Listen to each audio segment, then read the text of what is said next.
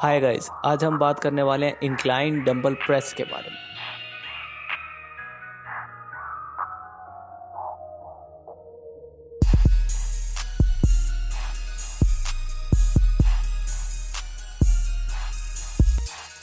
What's up guys, Preet this side, welcome back to my YouTube channel. आज हम बात करने वाले हैं बहुत ही इम्पॉर्टेंट एक्सरसाइज की, जिसे हम कहते हैं इंक्लाइन डंबल प्रेस। तो इंक्लाइन डंबल प्रेस का जो सबसे बड़ा आप सबसे पहले इसकी हम डेफिनेशन समझते हैं कि ये होता क्या है। ठीक है, मैंने आपको अपनी प्रीवियस चेस्ट की वीडियो में, जब मैंने उसकी वीडियो बनाई थी फ्लैट बेंच प्रेस की, तो उसके अंदर मैंने आपको पूरा चेस्ट के पार्ट के बारे में बताया था। मैंने वहाँ पे ये भी बताया था कि वो एक्सरसाइज किस मसल ग्रुप को टारगेट करती है। आज मैं बात करने वाला हूँ इंक्लाइन डंबल प्रेस की। तो इंक्लाइन डंबल प्रेस जो है, आपकी जो अपर चेस्ट होती है, पेक्टोरल मेजर जिसे कहते हैं, ये वहाँ पे सब टारगेट होती है। तो बहुत ही इंपॉर्टेंट एक्सरसाइज है अगर आपको अपनी अपर चेस्ट को ग्रो करना है, क्योंकि अपर चेस्ट को ग्रो करना सबसे हार्ड होता है। मैंने खुद भी फील किया, मेरे ब्रदर ने भी ये फील किया कि जब भी हम एक्सरसाइज करते हैं तो अपर चेस्ट के अंदर वेट लिफ्ट करना ही बड़ा मुश्किल होता है। डजंट मैटर कि आप इंक्लाइन बेंच प्रेस लगा रहे हो या फिर इंक्लाइन डंबल प्रेस लगा रहे हो। मैं आपको आज बताने वाला हूँ इंक्लाइन डंबल प्रेस के बारे में। इंक्लाइन बेंच प्रेस के ऊपर मैं दोबारा अगली वीडियो बना दूंगा, दोबारा तो नहीं, अगली वीडियो में इसके ऊपर बना दूंगा। तो आज हम बात करेंगे इंक्लाइन डंबल प्रेस की। डेफिनेशन मैंने आपको बता दी कि ये पेक्टोरल मेजर को टारगेट करती है। अगर आपको अपने अपर चेस्ट को अगर ग्रो करना है तो उसके लिए बहुत ही इंपॉर्टेंट और इफेक्टिव एक्सरसाइज होती है। तो अब मैं कुछ पॉइंट में आपके साथ शेयर करूंगा कि ये किस टाइप की एक्सरसाइज होती है, इसको किस तरीके से लगाना एकदम परफेक्ट है कि आपके शोल्डर के ऊपर कुछ पेन ना आए। क्योंकि मैंने कल एक इंसिडेंट हुआ था ऐसा कि मैं एक्सरसाइज कर रहा था, तो एक बिगनर था, उसने अभी दूसरी या तीसरी बार उसका टर्न होगा कि उसने चेस्ट की एक्सरसाइज करी होगी। तो वो मुझे कहता कि मैं उसके पास खड़ा हुआ था, मैंने पूछा कि उससे क्या हुआ। कहता भाई मेरा जो शोल्डर है ना, वो पेन हो रहा बहुत ज़्यादा उसके अंदर। मैंने कहा तूने किस टाइप की क्या एक्सरसाइज, कौन सा बॉडी पार्ट मारा तूने? तो वो कहता मैंने आज चेस्ट मारी है और मेरा जो है शोल्डर में बहुत ज़्यादा पेन हो रहा है। तो वो पीटी पे तो पर्सनल ट्रेनिंग पे तो था नहीं, जनरल उसे ट्रेनर ने बता दिया कि ये एक्सरसाइज करनी है और वो अपना एक्सरसाइज करने लग गया। कोई ध्यान देने वाला होता नहीं है जिम्स के अंदर। तो ये बहुत ही क्रूशियल एक्सरसाइज होती है, आप बड़े आराम से इंजर्ड हो सकते हो इन एक्सरसाइज के अंदर। सो मेक श्योर कि आपको पूरी करेक्ट फॉर्म के बारे में पता होना चाहिए कि किस तरीके से इस एक्सरसाइज को किया जाता। ठीक है, ये तो रही इंसिडेंट की बात। ऐसा एक नहीं, ऐसे मैंने पता नहीं कितने इंसिडेंट देखे हैं कि और वो गलत लगा रहे हैं। अगर मैं उन्हें करेक्ट कराने के लिए भी जाता भी हूँ, उन्हें बोलता हूँ कि आप ऐसे नहीं ऐसे मारो, तो अगले बंदे हर्ट हो जाते हैं, फिर मैंने कहना ही छोड़ दिया लोगों को। तो बेटर है, जिसको मत कहो तो बेटर है अपने तरीके से एक्सरसाइज करने दो, अगर नहीं सुनते तो कोई नहीं। तो चलो let's come to the topic. अब बात करते हैं इंक्लाइन डंबल प्रेस की, इसे किस तरीके से लगाया जाता है। तो सबसे पहले आपको जो वेट है उसका सिलेक्शन करना बहुत इंपॉर्टेंट है कि आप किस तरीके से वेट को ऊपर रखोगे, डंबल्स को यहाँ के ऊपर।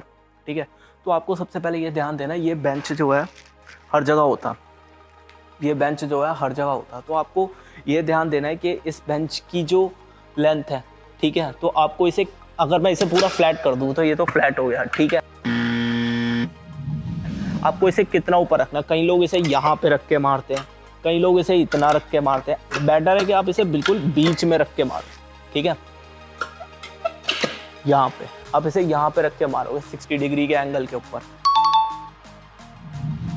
तो 60 डिग्री के एंगल के ऊपर आपने सबसे पहला पॉइंट है कि आप इसे बेंच की जो एडजस्टमेंट है आप वो करोगे। ठीक है, 60 डिग्री एंगल के ऊपर आप अपने बेंच को सेट करोगे, ताकि जब आप वेट मारो तो आप सही तरीके से उस वेट को हिट कर सको। दूसरी बात करते हैं कि आपका जो फीट है वो आपकी नीज से पीछे की साइड पे होने चाहिए। कुछ ऐसे सिनेरियोस होते हैं गाइस कि जब भी आप अगर एक्सरसाइज करो, ठीक है, तो वो पॉइंट कॉमन ही होते हैं कि आपको उनको करना ही करना है। मैं कॉमन पॉइंट आपको बताता हूँ सबसे पहले, फिर डिफरेंट जो पॉइंट है जो इंक्लाइन के लिए है, स्पेसिफिकली इंक्लाइन एक्सरसाइज के लिए, फिर मैं वो बता दूंगा। सबसे पहले कॉमन पॉइंट समझ लो कि कौन कौन से हैं। एक तो आपके फीट हो गए, कोई भी आप चेस्ट की एक्सरसाइज कर रहे हो आपको फीट का ध्यान रखना। ठीक है, कि आपकी ये नीज से पीछे की साइड पे रहे। ठीक है, स्कैपुला आपने अपना थोड़ा सा, एक स्कैपुला एक मसल होता है, अपनी बैक का मसल होता है, उसको आपने हल्का सा नीचे करके रखना और अपने शोल्डर को पीछे खींचना, ताकि आप अपने चेस्ट को सही तरीके से एक्टिवेट कर सको। दूसरा पॉइंट ये हो गया। तीसरा, अपने शोल्डर को हल्का सा नीचे करना है। ये 3 पॉइंट जो है आपको हर चेस्ट के वर्कआउट के अंदर ध्यान में रख रहे हैं। कोई भी चेस्ट की एक्सरसाइज करते हुए, चाहे वो डंबल प्रेस लगा रहे हो, चाहे वो आप इंक्लाइन डंबल लगा रहे हो या इंक्लाइन बेंच प्रेस लगा रहे हो, कोई सी भी एक्सरसाइज कर रहे हो, आपको ये 3 पॉइंट करने ही करने हैं। और ये आर्क 4 पॉइंट, और एक आर्क का भी आपको ध्यान रखना है। ये 4 पॉइंट है ही यही है कि आपको इनका ध्यान रखना ही रखना है। अब मैं बात करता हूँ अगले पॉइंट की। ये 4 पॉइंट हो गए। अब बात करता हूँ डिफरेंट पॉइंट की, जो सिर्फ इंक्लाइन करते हुए आपको ध्यान में रखने हैं। अब सबसे पहले 15 केजीज के मैंने डंबल ले रखे हैं। अभी मैंने ज़्यादा हैवी वेट नहीं लिया, हालांकि मैं इतने कम से मैं स्टार्ट नहीं करता। तो आपको सबसे पहले इनको उठाना कैसे है, आपको सबसे पहले ये ध्यान देना है। मैंने लोगों को देखा है कि वो पूरी आर्क बना के और यहाँ सबसे पहले या तो ऐसे करके ऐसे उठाएंगे, ठीक है, और अपना ऐसे रख के और अपनी एक्सरसाइज करना स्टार्ट कर देंगे। कई लोग ऐसे उठाते हैं और कई लोग उठाते हैं सीधा डंबल को यूँ पकड़ेंगे और यूँ करके रखेंगे। कितना गलत तरीका है। अगर ये हैवी डंबल होता, 25 का डंबल होता, अगर ये 30 का डंबल होता और अगर ऐसे करके उठा के कोई बंदा यूं करके रखता, तो सोचो कितना ज़्यादा प्रेशर पड़ता उसके यहाँ पे, ठीक है। कितना गलत तरीका है। और मैंने पता नहीं, मुझे याद भी नहीं है मैंने कितने जिम चेंज करे, ठीक है, और मैंने हर जगह लोगों को देखा ऐसे करके उठाएंगे, ऐसे करके उठाएंगे। गलत तरीका है। ये देखो सही तरीका क्या होता है वेट को उठाने का। ये वेट रखा, ठीक है, ये देखो। या तो अगर कोई हेल्पर हो तो आप उसे ले लो, अगर हेल्पर नहीं है तो भी कोई दिक्कत नहीं है। अपने जो नीज है ऑटोमेटिकली मोड़ना, बैक को सीधा रखना और अपनी थाइस के व्याप पे से आपको उठा के ऊपर लेके आना है ऐसे, और अपनी थाइस पे से आपने रखना है। ये तो रही मूवमेंट की बात। फीट पीछे गए, कमर सीधी, शोल्डर रिट्रैक्ट किए, ठीक है, हल्के से डिप्रेस किए शोल्डर। फिर उसके बाद जब आप इसे ऊपर लेके जाओ, ठीक है, अब मैंने इसे उठाया। अब कई लोग क्या करेंगे, यूं मारेंगे ऐसे। ये भी तरीका सही है, पर मैंने एक्सपीरियंस किया कि अगर आप इनको हल्का सा बेंड कर दो, ठीक है, हल्का सा बेंड कर दो, आप इनकी डायरेक्शन जो ऐसे ना करके ऐसे कर दो और नीचे और ऊपर लेके जाओ। अगर आप इस तरीके से मारोगे तो आपको ज़्यादा पंप ना मिलेगा। ये बात रही। सबसे पहले आपको ये ध्यान रखना है कि आप हल्का सा इसको ऐसे करके नहीं, इसको हल्का सा इस तरीके से बेंड कर दोगे तो आप सही तरीके से पंप फील कर पाओगे अपनी बॉडी के अंदर। बात करते हैं नेक्स्ट पॉइंट की। तो नेक्स्ट पॉइंट में आपको ये ध्यान देना है, कभी भी अगर वेट मारो तो वेट मारते हुए लोग या तो आगे ले जाएंगे बहुत ज़्यादा और उनकी वजह से उनके शोल्डर के ऊपर पेन आ जाएगा। आपको अपनी इंक्लाइन पे रखना है, क्योंकि आप अपनी इंक्लाइन को टारगेट कर रहे हो, ठीक है। या तो वो यहाँ ले जाएंगे, ठीक है, यहाँ नहीं लेके जाना, क्योंकि इससे आपकी शोल्डर पे इंजरी हो सकती है। हमने इंक्लाइन को ट्रेन करना है तो आप इंक्लाइन पे रखो और फिर ऊपर लेके जाओ, ठीक है।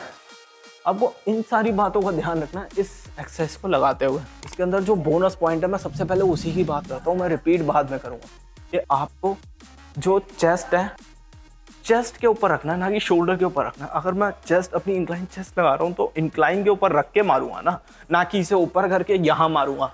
इसकी ये सबसे बड़ा रीज़न है कि आपका जो शोल्डर है वो दर्द करने लग जाता है थोड़ी देर में।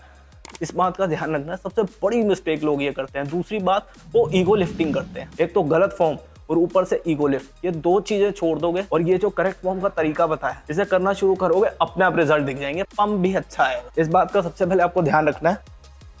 वेट उठाने का तरीका, ऐसे करके उठाया, ठीक है, मैं उठा के दिखा देता हूं। ऐसे उठाया, ऐसे करके रखा और 1 2, ठीक है, एक हल्की सी आर्क बनाई और नीचे लेके आ रहे हैं इंक्लाइन पे लेते हुए, ना कि शोल्डर पे लेते हुए, ठीक है। और ये, और ऊपर जाके आपको ये ध्यान रखना है कि आपको डंबल को हल्का सा मिलाना है ताकि आप बेटर पंप फील कर सको। मैंने लोगों को देखा है कि लोग मना करते हैं, मना मत करो। आप इसको यहाँ पे पूरा, मतलब पूरा भी मत मिलाओ, थोड़ा सा रहने दो, इतना मिला के इतने में वापस से। इन सब बातों का आपको ध्यान रखना है जब भी आप इस एक्सरसाइज को परफॉर्म करो। आखिरी पॉइंट, सिलेक्शन ऑफ वेट, कि हम वेट किस तरीके से सिलेक्ट करेंगे। मैंने आपको अपनी बाइसेप की वीडियो में भी बताया था कि कभी भी आप कोई सी भी एक्सरसाइज करो, मैं दोबारा इस वीडियो के अंदर रिपीट कर रहा हूँ कि आप कभी भी कोई भी एक्सरसाइज करो तो आपको लोगों ने, अगर आप किसी ट्रेनर से भी पूछोगे, जनरल ट्रेनर से या पीटी से, वो कहेंगे 12, 10, 8, जो कि बहुत करेक्ट है। लेकिन आपको ये सबसे ज़्यादा ध्यान रखना है, जो 12वां रैप होगा वो फेलियर होना चाहिए, ठीक है। फेलियर होना चाहिए मतलब 12वां आपको पूरा मारना है।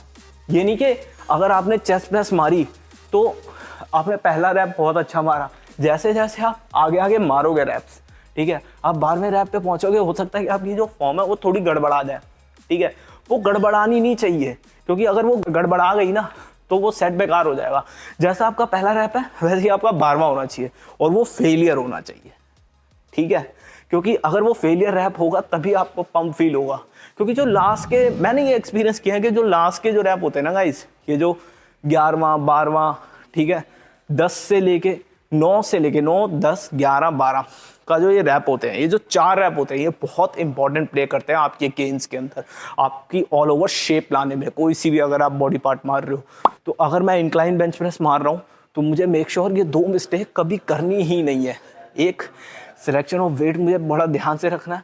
दूसरी चीज़, जो मैं मार रहा हूँ उसको मुझे अपने शोल्डर पे ना लेके अपने इंक्लाइन के ऊपर लेना, ठीक है। तीसरी चीज़ मुझे ये ध्यान रखनी है, कभी भी मुझे ईगो लिफ्टिंग नहीं करनी है। ये मिस्टेक्स हैं जो नहीं करनी है, ठीक है, इनका आपको ध्यान रखना है। और करेक्ट तरीका क्या है आपको मैंने बता दिया कि आप इसे उठाओगे किस तरीके से, मैंने करके दिखा दिया। सबसे पहले हाउ टू अनरैक दी रैक, यहाँ पे आपको पॉइंट्स दिख रहे होंगे, अब मैं सारे आपको पॉइंट्स बता देता हूँ। हाउ टू अनरैक दी वेट, उसके बाद आपको ध्यान रखना है, आपको अपनी नीज पीछे लेके, नीज से पीछे अपने फीट लेके जाने हैं, ठीक है। तीसरा, आपको आर्क बनानी है। चौथा, आर्क बहुत ज़्यादा नहीं बनानी, पावर लिफ्टर की तरह। मैंने चेस्ट की वीडियो में आपको करके भी दिखाया था कि लोग कितना ज़्यादा ले जाते हैं, कम ही रखना उसको, बहुत ज़्यादा आर्क नहीं बनानी है, ठीक है। पांचवा, हमें ये ध्यान रखना है कि आपको कभी भी अगर आप डंबल मारो तो लोग ऐसे करके उठाते हैं, जो कि बिल्कुल सही है, मैं ये नहीं कहूँगा कि वो तरीका गलत है, पर मैंने एक्सपीरियंस ये किया है कि अगर आप डंबल्स को यूँ ना रख के हल्का सा अगर बेंड करके मारोगे तो आपको ज़्यादा अच्छे रिजल्ट मिलेंगे, मतलब पंप अच्छा आएगा, ठीक है। करके देखना ये चीज़। छठा पॉइंट मेरे को आपको ये बताना है कि कभी भी अगर आप मारोगे, जो कि जिसकी जो एक मेन रीज़न है कि आपके यहाँ पे पेन हो जाता है, कि आप जो वेट है उसको यहाँ पे ला के मारते हो, आप रेदर देन आपको यहाँ मारना, इस जगह पे आपको वेट मारना ताकि आपकी चेस्ट पे प्रेशर आए, ठीक है, ना कि शोल्डर के ऊपर प्रेशर आए। ये पॉइंट आपको ध्यान में रखने हैं। ये थी आज की वीडियो। थैंक यू गाइस, मिलते हैं अगली वीडियो में। Do not forget to subscribe my YouTube channel and press the bell icon which is here. दबा दो गाइस, बहुत ज़्यादा आपके सपोर्ट की ज़रूरत है मुझे। थैंक यू गाइस, मिलते हैं अगली वीडियो में। Bye bye.